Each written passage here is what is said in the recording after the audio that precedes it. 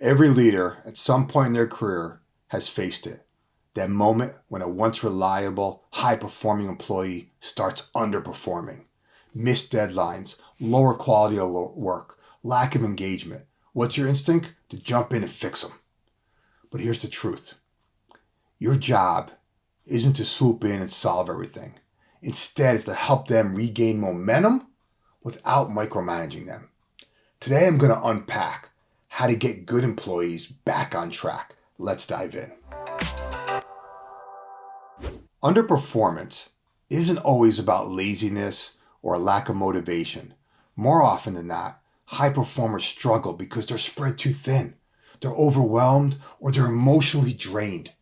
Instead of assuming that they need more discipline, start by removing some of the noise on their plate. The simplest way to do that is to ask these two questions. If you could only focus on one thing this week that would make the biggest impact, what would it be? If we could deprioritize one or two things that would give you time to deliver on that, what would that be? See, these two questions reveal what's actually slowing them down, whether it's competing priorities, personal stress, or unclear expectations.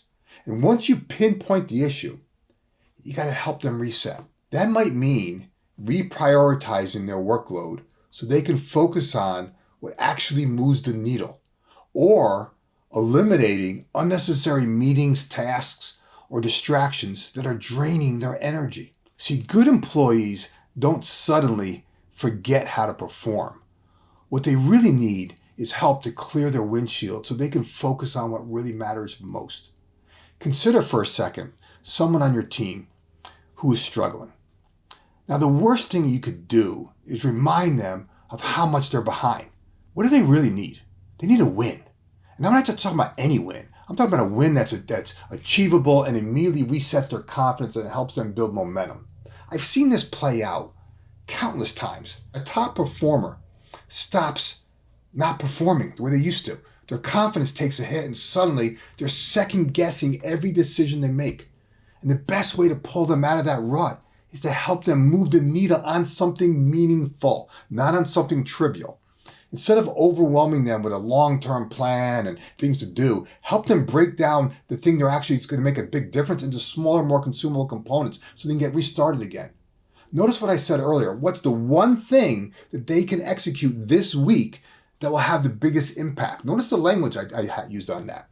Maybe it's closing out a key project, maybe making measurable progress on a critical task, or simply regaining control over their workload. It doesn't really matter what it is, but progress builds momentum. And once they start moving things forward, they start believing in their ability to deliver again, which fuels their momentum even further. Here's where a lot of leaders unintentionally make things worse.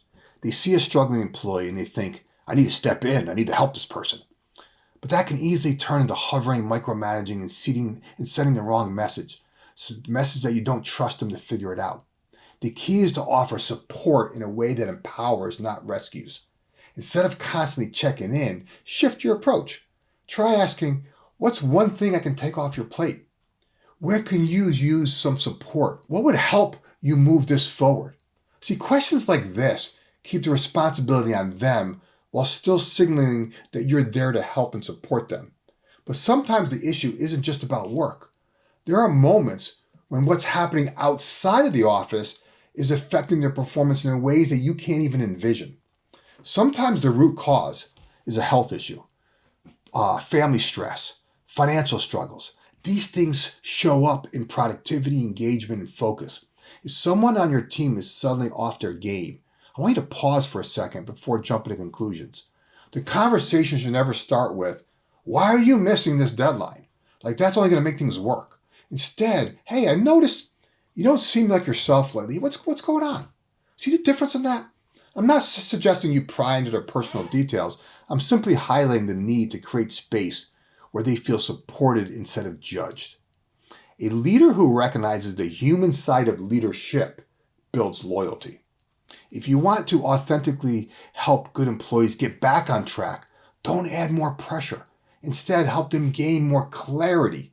If this resonated with you, I got something that'll take this conversation even further. I call it the CEO Shift. It's my latest ebook that outlines a proven framework that helps leaders build high-performing teams, make better hiring decisions, and create a culture of ownership. Click the link in the description if you're interested. You can download the CEO Shift. Empower your leaders to think like entrepreneurs and lead like owners.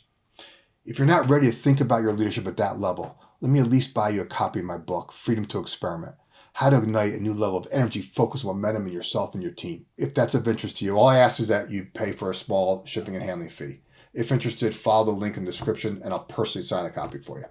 Okay, if you like what I shared today, do me a favor, give it a thumbs up, drop a comment below related to your business, and of course subscribe, because each week I'm sharing content to help you and your team embrace change, focus your efforts, and accelerate results. Remember this, you're just one idea away.